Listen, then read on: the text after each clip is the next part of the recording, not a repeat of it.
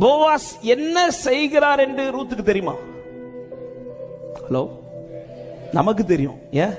படிச்சிட்டோம். காலையில் எழுப்பி போறார், போய் உட்கார்றார், என்னென்ன செய்யறாருங்கிறது நம்ம படிச்சதுனால தெரியும். ரூத்துக்கு தெரியுமா?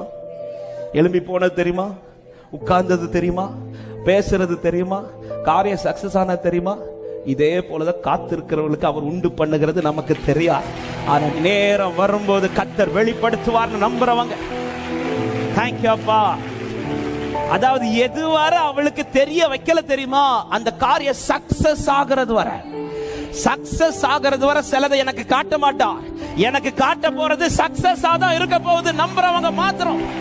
ஹalleluya, ஆமென். ஜலம் வற்றுகிறது வரை நோவா கதவை திறக்க விடல ஆண்டவர். சக்சஸ் ஆகாம வாசலை திறக்க மாட்டார்.